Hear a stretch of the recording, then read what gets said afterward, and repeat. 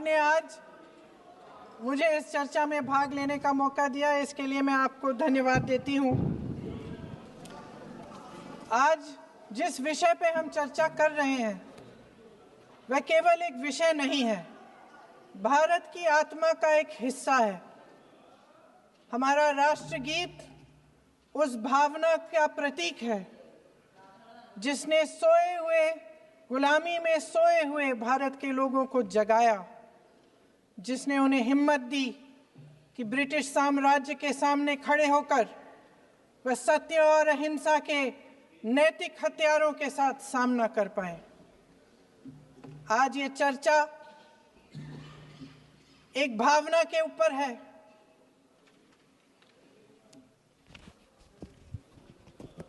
और जब हम वंदे मातरम का नाम लेते हैं तो वही भावना हमारे दिल में उजागर होती है।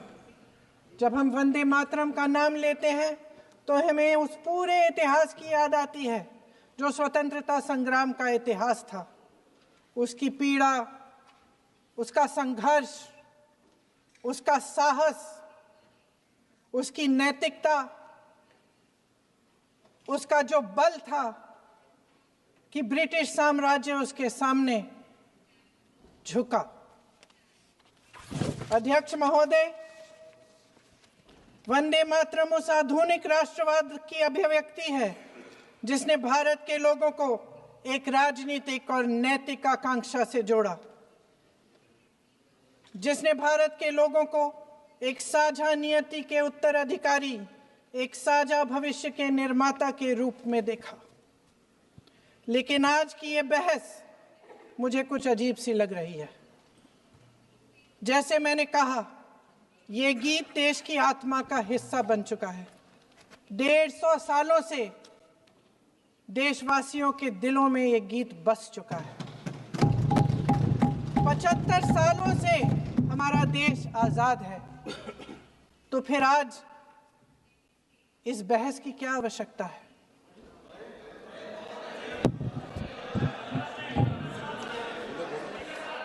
हमारा यहाँ मकसद क्या है? जनता से हमें दिया गया दायित्व, जनता का विश्वास, उनके प्रति हमारी जिम्मेदारी, हम किस तरह से इसका इस्तेमाल कर रहे हैं, हमें ये सोचना चाहिए। क्योंकि अब इस मोड़ पर हम इस सदन में अपने राष्ट्रगीत पर भी बहस करेंगे। आपने बहस मांगी है, आपने बहस मांगी है। आप तो इलेक्टोरल रिफॉर्म्स की बहस नहीं मांग रहे थे कि जब तक हम इस पर बहस नहीं करेंगे तब तक उस पर बहस नहीं होगी। इसकी वजह क्या है? इसकी वजह क्या है? हम आज यहाँ ये बहस क्यों कर रहे हैं? हमारा राष्ट्रगीत है, इस पर क्या बहस हो सकती है? हम ये बहस यहाँ आज 2 वजहों से कर रहे हैं। पहला कि बंगाल का चुनाव आ रहा है, हमारे प्रधानमंत्री अपनी भूमिका निभाना चाहते हैं उसमें। और दूसरी वजह ये है, ये मकसद है, पुरानी मकसद इनकी, अध्यक्ष महोदय, कि जिन्होंने स्वतंत्रता की लड़ाई लड़ी, जिन्होंने देश के लिए बड़ी बड़ी कुर्बानियां दी, उन पर सरकार नए आरोप लादने का मौका चाहती है। देश का ध्यान फिर से जनता के ज्वलंत मुद्दों से भटकाना चाहती है। यही एक मकसद है आपका। आपका मकसद है कि हम फिर से उसी अतीत में मंडराते रहें, उसी की तरफ हम देखते रहें जो हो चुका है, जो बीत चुका है। क्योंकि ये सरकार वर्तमान और भविष्य की ओर देखना ही नहीं चाहती, वे इस काबिल ही नहीं रही। सच्चाई ये है अध्यक्ष महोदय कि आज मोदी जी वह प्रधानमंत्री नहीं रहे जो एक समय में थे। सच ये है कि ये दिखने लगा है, उनका आत्मविश्वास घटने लगा है, उनकी नीतियां देश को कमजोर कर रही हैं। और मेरे सत्ता पक्ष के साथी चुप इसलिए हैं क्योंकि अंदर अंदर से वे भी इस बात से सहमत हैं। आज देश के लोग खुश नहीं हैं अध्यक्ष महोदय, परेशान हैं, तमाम समस्याओं से घिरे हुए हैं, तमाम समस्याओं से घिरे हुए हैं और उन समस्याओं का हल आप निकाल नहीं रहे हैं। हाँ ठीक है, उसका भी बोल लेंगे, समय आएगा तो उसका भी बोल लेंगे। बल्कि कल समय आ रहा है, चुनाव पे चर्चा होगी, उस पे भी बोलेंगे। अध्यक्ष महोदय, इनके भी अपने लोग दबी जबान में कहने लगे हैं कि सारी सत्ता को केंद्रित करने से देश का नुकसान हो रहा है। इस बीच अगर हम अतीत की बातें नहीं करेंगे तो कौन सी बातें करेंगे? ये किसी और बात के काबिल ही नहीं है, सिर्फ ध्यान भटकाना है जनता का। इसलिए आज हम वंदे मातरम पर चर्चा कर रहे हैं। वंदे मातरम देश के कण कण में जीवित है, इस पर बहस नहीं हो सकती। लेकिन चलिए, आपने बहस मांगी, आप बहस करना चाहते हैं, बहस करते हैं। आज इस चर्चा को प्रधानमंत्री जी ने शुरू किया, उन्होंने भाषण दिया और इसको कहने में कोई झिझक नहीं है कि भाषण अच्छा देते हैं, थोड़ा सा लंबा, लेकिन भाषण अच्छा देते हैं। सिर्फ एक कमजोरी है, अगर आप इजाजत दें तो मैं बोलूं, एक कमजोरी है। हाँ, उसी पे बोल रहे हैं, वंदे मातरम पे बोलो आप। अब सर मैंने तारीफ कर ली, थोड़ा आज विषय वंदे मातरम का है तो हम वंदे मातरम पर ही रखें, ठीक रहेगा। सर ये वंदे मातरम पे ही है। सर आपने प्रधानमंत्री जी को सुना था, तब तो शुरू नहीं हुए। सर भाषण बहुत अच्छा देते हैं, लेकिन तथ्यों के मामले में कमजोर पड़ जाते हैं, बहुत कमजोर। इसमें भी एक कला होती है कि तथ्यों को किस तरह से जनता के सामने रखा जाए। मैं तो नहीं हूं, जनता की प्रतिनिधि हूं, कलाकार तो नहीं हूं। इसीलिए मैं भी सदन के सामने कुछ तथ्य रखना चाहती हूं, लेकिन सिर्फ तथ्य के रूप में रखना चाहती हूं।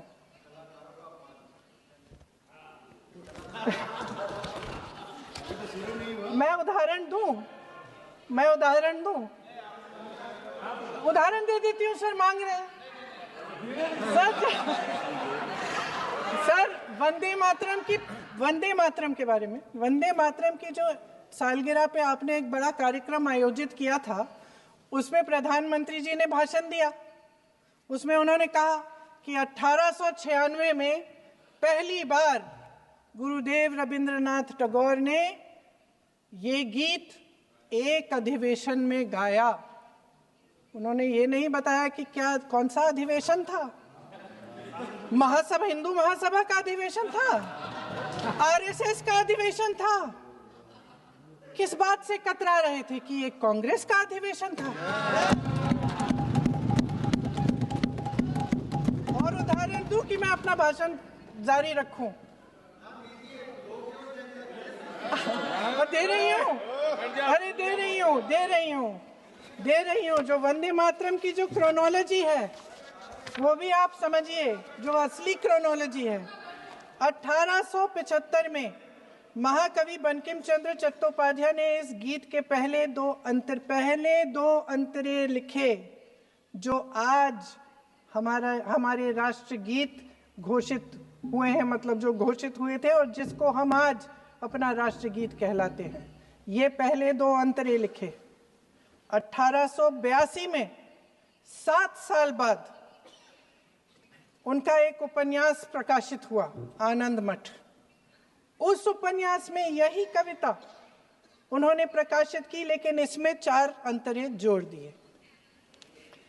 1896 में कांग्रेस के अधिवेशन में गुरुदेव रविंद्रनाथ टैगोर ने पहली बार ये गीत गाया।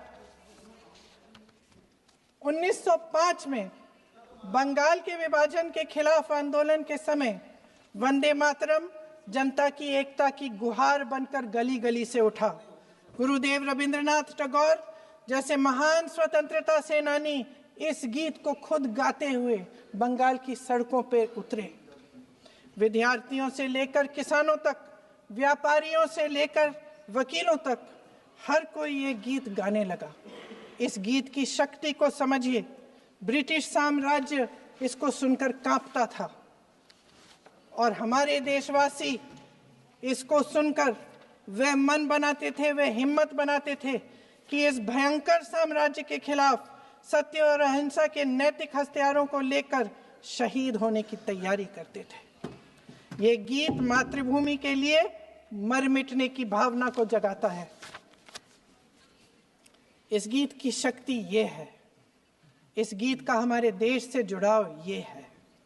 लेकिन 1930 के दशक में हमारे देश में जब सांप्रदायिक राजनीति उभरी, तब ये गीत विवादित होने लगा। 1937 में, अब ये मैं दूसरा उदाहरण देने वाली हूँ क्योंकि प्रधानमंत्री जी ने अपने भाषण में इसका उल्लेख किया और गलत किया, इसीलिए मैं इसके जो सच्चे जो तथ्य हैं वो आपके सामने रख रही हूँ।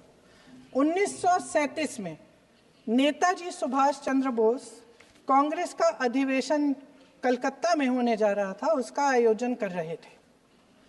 तो जो मोदी जी ने पत्र सुनाया सदन में 20 अक्टूबर का और कहा कि जवाहरलाल नेहरू जी ने नेताजी को ये चिट्ठी लिखी और ये कहा कि इस पर चर्चा होनी चाहिए, उससे पहले 3 दिन पहले नेताजी सुभाष चंद्र बोस ने पंडित जवाहरलाल नेहरू को एक चिट्ठी लिखी थी जिसका जिक्र आपके प्रधानमंत्री ने नहीं किया। और इस चिट्ठी में सुन लीजिएगा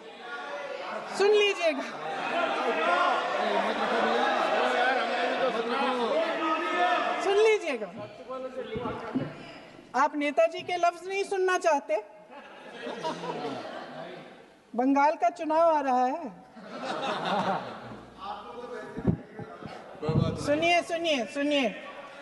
सुनिए।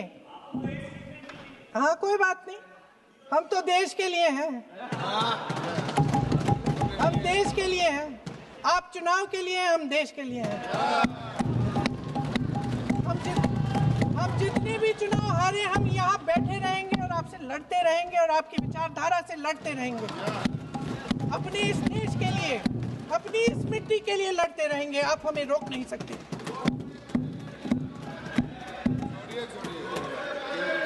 सुन लीजिए सुभाष चंद्र बोस जी ने क्या कहा, सुन लीजिए। My dear Jawahar, reference Vande Mataram, we shall have a talk in Calcutta and also discuss the question in the working committee if you bring it up there. I have written to Dr. Tagore to discuss this matter with you when you visit Santi Niketan. Please do not forget to have a talk with him when you visit Santi Niketan. ये 17 अक्टूबर को लिखी जाती है। 10 अक्टूबर को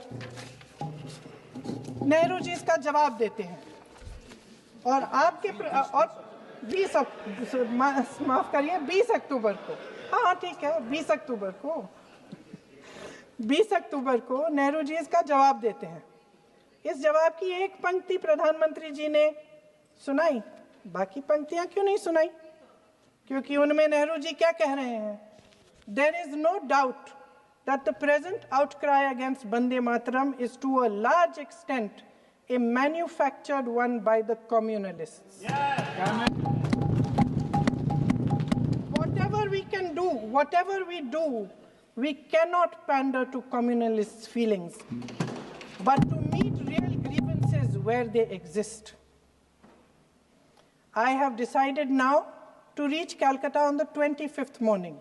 This will give me time to see Dr. Tagore as well as other friends. समझ रहे हैं आप? प्रधान चुप है तो समझ ही गए होंगे।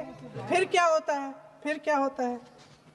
फिर नेहरू जी कलकत्ता जाते हैं और गुरुदेव जी से मिलते हैं और उसके अगले दिन गुरुदेव जी एक चिट्ठी लिखते हैं जिसमें वो लिखते हैं, अंग्रेजी में चिट्ठी है, उसका एक अंश मैं आपको हिंदी में बता देती हूँ, जिसमें गुरुदेव जी कहते हैं कि जो 2 अंतरे हमेशा गाए जाते थे उनका महत्व इतना गहरा था कि उस हिस्से को कविता के शेष हिस्से तथा पुस्तक के उन अंशों से अलग करने में उन्हें कोई कठिनाई नहीं थी। उन्होंने ये कहा कि स्वतंत्रता संग्राम में हमेशा से वही दो अंतरे ही गाए जाते थे और उनको गाते हुए कुर्बानी देने वाले सैकड़ों शहीदों के सम्मान के लिए उन्हें ऐसे ही गाना उचित रहेगा। उन्होंने यह भी कहा कि बाद में जोड़े गए अंतरों का सांप्रदायिक मायना निकाला जा सकता है और उस समय के माहौल में उनका इस्तेमाल अनुचित होगा। इसके बाद 28 अक्टूबर 1937 में कांग्रेस की कार्य समिति ने अपने प्रस्ताव में वंदे मातरम को राष्ट्रगीत घोषित किया। उन्हीं दो अंतरों को कार्य समिति की बैठक में महात्मा गांधी जी, नेताजी सुभाष चंद्र बोस, पंडित नेहरू, आचार्य नरेंद्र देव जी, सरदार पटेल जी, गुरुदेव रविंद्रनाथ टैगोर जी सब मौजूद थे। इस प्रस्ताव के ये सभी महापुरुष इस प्रस्ताव से सहमत थे। आगे क्या होता है ये भी सुना लूं। भारत की आजादी के बाद जब इसी गीत के इन्हीं दो अंतरों को 1950 में डॉक्टर राजेंद्र प्रसाद जी ने संविधान समिति में भारत का राष्ट्रगीत घोषित किया, तब लगभग यही महापुरुष मौजूद थे। इनके साथ साथ BR अम्बेडकर जी भी सभा में थे और इनके साथ साथ मेरे सत्ता पक्ष के साथियों के नेता श्री श्यामा प्रसाद मुखर्जी भी मौजूद थे। वही दो अंतरे राष्ट्रगीत घोषित किए। किसी ने कोई आपत्ति जारी नहीं की, कोई आपत्ति नहीं जताई। वैसे इन तथ्यों के साथ जुड़ा एक और तथ्य भी है जो मैं यहाँ पे आपके सामने रखना चाहती हूँ। आज हम अपने राष्ट्रगीत पर बहस कर रहे हैं, लेकिन हमारा राष्ट्रगान भी एक कविता का एक अंश ही है, एक लंबी कविता का एक अंश है। और इन दोनों राष्ट्रगीत और राष्ट्रगान के अंश को चुनने में सबसे बड़ी भूमिका गुरुदेव रविंद्रनाथ टैगोर की थी। वंदे मातरम के स्वरूप पर सवाल उठाना, जिसे संविधान सभा ने स्वीकार किया, न सिर्फ उन महापुरुषों का अपमान करना है जिन्होंने अपने महान विवेक से ये निर्णय लिया, मगर एक संविधान विरोधी मंशा को भी उजागर करता है। क्या सत्ता पक्ष के हमारे साथी इतने अहंकारी हो गए हैं कि अपने आप को महात्मा गांधी जी से, रविंद्रनाथ टैगोर जी से, राजेंद्र प्रसाद जी से, बाबा साहब अम्बेडकर जी से, मौलाना आजाद जी से, सरदार पटेल जी से, सुभाष चंद्र बोस जी से बड़ा समझने लग गए हैं? मोदी जी का अपने भाषण में ही कहना कि राष्ट्रगीत को एक विभाजनकारी सोच द्वारा काटा गया, उन सब महापुरुषों का अपमान है जिन्होंने अपना पूरा जीवन इस देश की आजादी की लड़ाई में झोंक दिया। वंदे मातरम को विभाजित करने का आरोप लगाकर आप पूरी संविधान सभा पर आरोप लगा रहे हैं, उसके हर एक नेता को दोषी ठहरा रहे हैं। यह हमारी संविधान सभा और हमारे संविधान का खुला वार है। और जहां तक जवाहरलाल नेहरू जी की बात है, जितनी देर हमारे प्रधानमंत्री देश के प्रधानमंत्री रहे हैं, 12 साल हो गए हैं, लगभग उतने ही सालों के लिए जवाहरलाल नेहरू जी जेल में रहे। किस लिए? इस देश की आज़ादी के लिए। उसके बाद 17 साल के लिए प्रधानमंत्री रहे। आप बड़ी आलोचना करते हैं इनकी, लेकिन अगर इन्होंने इसरो नहीं बनाया होता तो आज आपका मंगलयान नहीं होता। अगर DRDO नहीं बनाया होता तो तेजस नहीं बनता। अगर IIT और IIM नहीं बनाए होते तो हम आज IT में आगे नहीं होते। अगर एम्स नहीं बनाया होता तो हम कोरोना की जब बड़ी चुनौती का सामना कैसे करते? हाँ, वही बना रहा है, नहीं बना कुछ भी। इसका मतलब है इस मुद्दे का जवाब नहीं है आपके पास। अगर इन्होंने BHEL, गेल, सेल, भाखड़ा नंगल ये सब नहीं बनाया होता जो आप सब बेच रहे हैं, तो ये विकसित भारत कैसे बनता? और मत कहिए बाकी पंडित जवाहरलाल नेहरू इस देश के लिए जिए।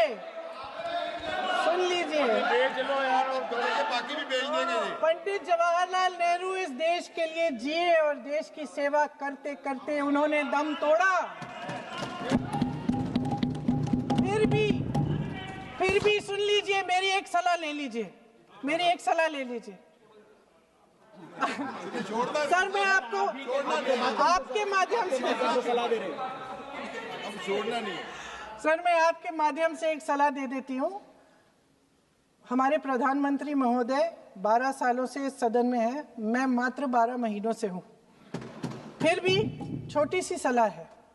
उन्होंने अभी हाल ही में चुनाव था, कुछ महीनों पहले उन्होंने एक सूची निकाली थी कि विपक्षी दलों ने और विपक्ष के नेताओं ने कितने अपमान किए हैं इनके, और उसमें शायद 90-99 ऐसे उन्होंने अपमानों की सूची बनाई थी। तो मैं उनको एक छोटी सलाह देना चाहती हूँ कि नेहरू जी से जितनी भी शिकायतें हैं, जितनी भी गलतियां उन्होंने की आपके जहन में, जितनी भी गालियां देनी है, जितना भी अपमान करना है, उसकी भी एक सूची बना दीजिए। नहीं, बात खत्म नहीं है। 999 अपमान, 9,999 अपमान, सूची बना दीजिए और फिर हम एक समय निर्धारित करते हैं। जैसे हमने 10 घंटे आज वंदे मातरम पर हमने बहस किया है ना, उस तरह से हम अध्यक्ष महोदय जी से पूछेंगे, एक समय निर्धारित करेंगे, 10 घंटे, 20 घंटे, 40 घंटे, जितने घंटों में आपकी ये शिकायत पूरी हो जाए, माननीय सदस्य आप तो आप शांत हो जाएं और हम बहस कर लेंगे। लेकिन इस सदन का कीमती समय, जिसके लिए हमें यहाँ पे जनता ने भेजा है, जैसे हमें जनता की समस्याओं को हल करने के लिए चर्चा करनी चाहिए, इस्तेमाल करना चाहिए, उसको एसी के लिए इस्तेमाल करिए। उसके बाद जैसे अंग्रेजी में कहते हैं ना, जैसे अंग्रेजी में कहते हैं कि once and for all let's close the chapter, close कर लीजिए। देश सुन लेगा क्या क्या शिकायतें हैं, किसने क्या किया, इंदिरा जी ने क्या किया, राजीव जी ने क्या किया, परिवारवाद क्या होता है, नेहरू जी ने कौन सी गलतियां की, सुना लीजिए, फिर खत्म। उसके बाद बेरोजगारी, महंगाई, महिलाओं की समस्याएं, जो पीएमओ में हो रहा है उसकी बातें, उसकी चर्चा, जो बैटिंग ऐप के बारे में हो रहा है पीएमओ के अंदर, आप सदस्य प्लीज, जो एफस्टीन फाइलों में आपके मंत्री महोदय के नाम निकल आए हैं, माननीय उसकी चर्चा करेंगे। आप वंदे मातरम पे बोले, आप इधर उधर डाइवर्ट मत हो।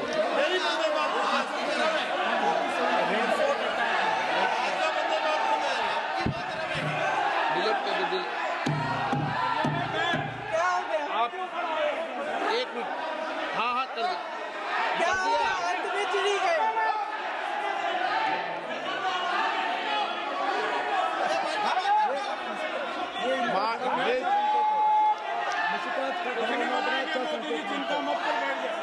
बहुत बढ़िया। माननीय सदस्य 1 मिनट, माननीय सदस्य आगे बढ़ो आप महोदय, आगे वंदे बढ़ो। मातरम पर सार्थक चर्चा करें। ठीक सर, इधर उधर सर, डाइवर्ट बात यही मत हो। थी सर, संक्षिप्त में बात यही थी कोई डाइवर्ट नहीं कि होना हम चाहिए अतीत अपन में को। बातें करते रहते हैं। माननीय सदस्य नहीं, आप बिना तथ्यों के कोई बात नहीं करें। आप वंदे मातरम पे बोले उचित रहेगा।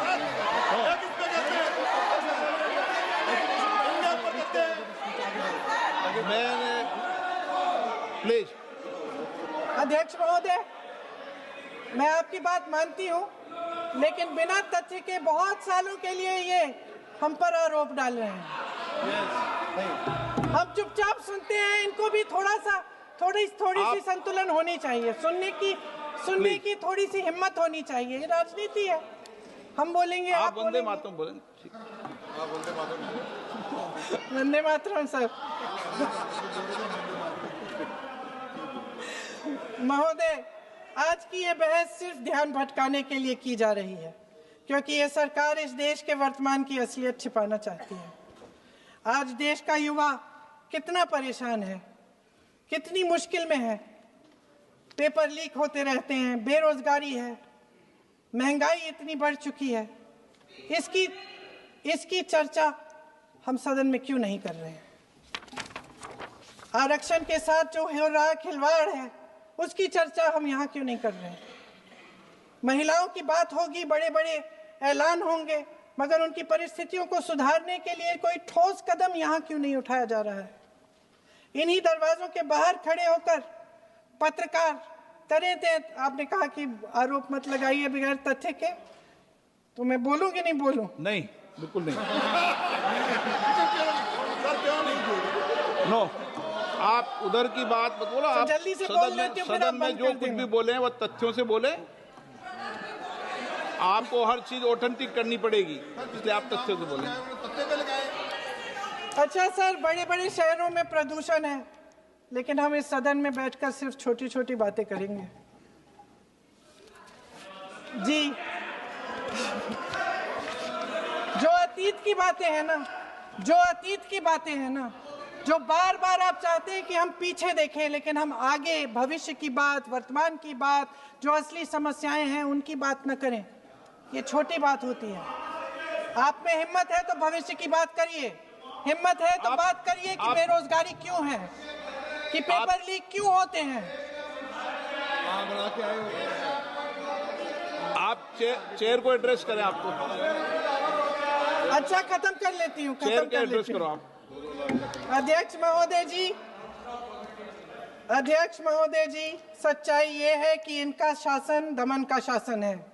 इनकी राजनीति दिखावे की राजनीति है, इवेंट मैनेजमेंट की राजनीति है, चुनाव से चुनाव तक राजनीति है, तरह तरह के ध्यान भटकाने वाले मुद्दों की राजनीति है।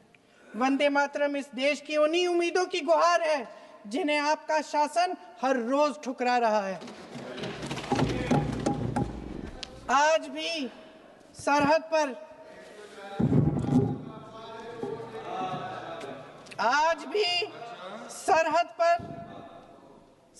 पर जवान जब दुश्मन का सामना करता है तो उसकी छाती में वंदे मातरम गूंजता है। आज भी जब हमारा खिलाड़ी अंतर्राष्ट्रीय खेलों में जाता है तो उसके दिल की धड़कन में वंदे मातरम होता है। आज भी इस देश के करोड़ों देशवासी जब अपने राष्ट्र ध्वज को फहराते हुए देखते हैं तो उनकी जबान पर वंदे मातरम, वंदे मातरम, वंदे मातरम आता है। कांग्रेस के हर एक अधिवेशन में 1905 से लेकर आज तक सामूहिक तौर पर वंदे मातरम गाया जाता है। आपके अधिवेशनों में गाया जाता है कि नहीं, ये बताइए। अपने देश की आत्मा के इस महामंत्र को विवादित करके आप एक बहुत बड़ा पाप कर रहे हैं। इस पाप में कांग्रेस पार्टी शामिल नहीं होगी। ये राष्ट्रगीत वंदे मातरम हमेशा से हमें प्यारा है, हमेशा से हमारे लिए पवित्र रहा है और हमेशा के लिए हमारे लिए पवित्र रहेगा। धन्यवाद।